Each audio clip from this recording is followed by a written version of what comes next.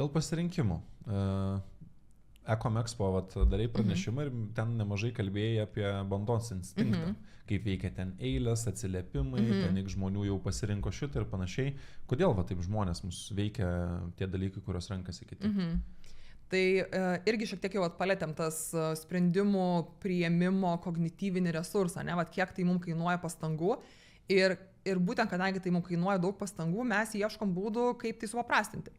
Bet vėlgi taip paprasčiau yra geriau, bet mes visą laiką norim priimti teisingą sprendimą. Kas yra teisingas sprendimas, vėlgi priklauso, bet dažniausiai tai gali būti, kad aš tiesiog, nes bet vėlgi, kiekvienas sprendimas priimtas, jis neša tam tikrą atsakomybę. Ne, jeigu aš, tarkim, nusipirksiu prastą produktą, tai bus išmesti pinigai į balą, reikės pirkti naują kažkokį tai produktą, tai, atsakomybė. Aš nenoriu 2 kartus mokėti už ten kažkokį tai galbūt prastą daiktą. Galbūt vėl nusipirksiu ten iš kokios nors įmonės, kuri vertybiškai yra neteisinga, nors čia dabar, nežinau, pasigirsiu draugam ir sakys, tu čia, žinok, šiaip neturėjai iš jų pirkti.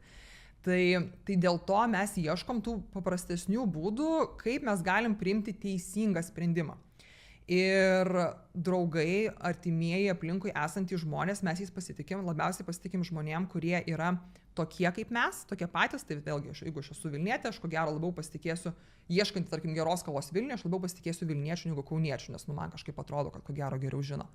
Tai mes pasitikim žmonėm, kurie yra kaip mes patys, kurie mums patinka, šitas labai svarbu, kad dėl ko ir influenceriai visokie irgi yra, tai yra, patinka, įkvėpimas, dar kažkas, tai mes norim būti kaip jie.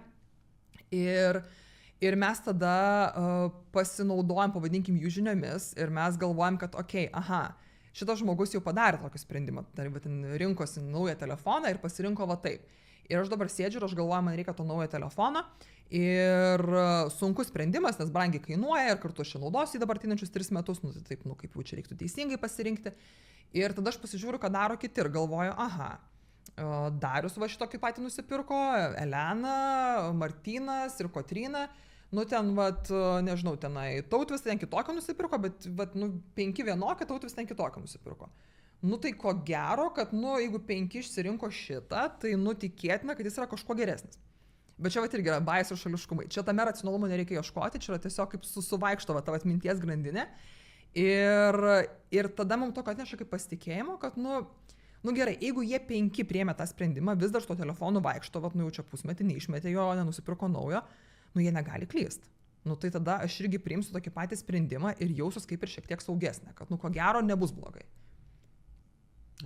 Įtakoja mus. Aš dabar atsiminiau vieną iš savaitgalio įvykių, grįžau, reikėjo elektriką susirasti. Paskambinau draugui, kuris žinau, kad jis renginėjo savo namus, sakau, turi gero elektriko kontaktą, aš net nebegalvojau toliau. Aš iš karto man smegenis sudėjo taip, kad aš jį pažįstu, žinau, kiek jis atidžiai renkasi, kad jisai darė savo ir man automatiškai užsidegė žalias, atrodo, signalas, kad check, let's go. Bet yra ir dar kita pusė. Čia viena tokia gera pusė, o kita yra bloga pusė. Aš turiu ir brolį, 17 metų, kuris jaunesnis.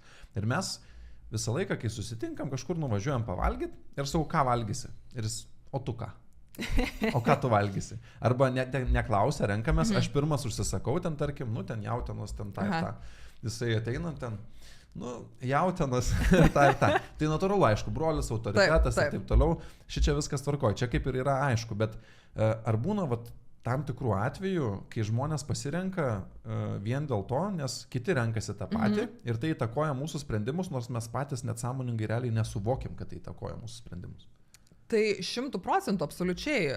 Ir tai tu irgi minėjai, mane iš karto pradėjau galvoti apie tos kultūrinius skirtumus, nes irgi viskas, apie ką aš pasakoju, tai nėra kažkokios, tai pavadinkime, į akmenį ir šitos tiesos, kur yra tik tai taip ir ne kitaip, ir reikia daryti taip ir tada veiks visiems ir visur ir visada, ne, tikrai ne.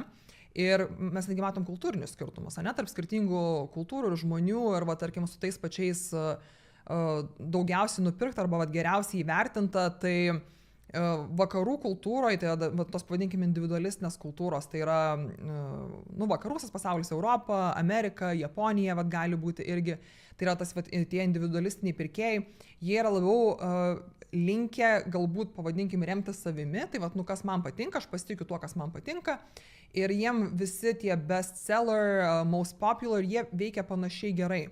O būtent su tom labiau grupinėm kultūrom, tai būtų ten Pietryčių Azija, Afrika, Pietų Amerika, žmonės pagal tyrimus irgi geriau respondina į tuos best rated įvertinimus, būtent dėl to, kad žmonės perka tai, ką perka kiti, nes tai yra kultūriškai priimtina. Vėlgi pagal tos mūsų visus socialinius įpročius ir socialinės bendruomenės, kad nėra ko išsiskirti, kad darai taip, kaip daro visi. Tai jie vienaip ar kitaip, jie vis tiek perka tą patį, ką perka visi, nes taip darė kaimynas ir sesė ir panašiai, bet jie atsižvelgia į tai, kas yra geriausiai įvertinta. Nes jie žino, kad visi kiti perka tą patį ir jie atsižvelgia į tai, kas yra geriausiai įvertinta ir jie tuo best rated pasitikė labiau negu best seller. Tai tose grupinėse kultūrose tas best rated veikia geriau. Pas mus nėra tiek to skirtumo dėl to, kad mes esame labiau tiesiog šiaip individualistiški. Ačiū, kad peržiūrėjote šitą vaizdo įrašą iki pat pabaigos. Mums padės jūsų palaikymas, o tą galite padaryti paspaudę mygtuką patinka ir prenumeruoti. Jeigu norite išklausyti visą pokalbį, jo nuorodą rasite šio video aprašyme.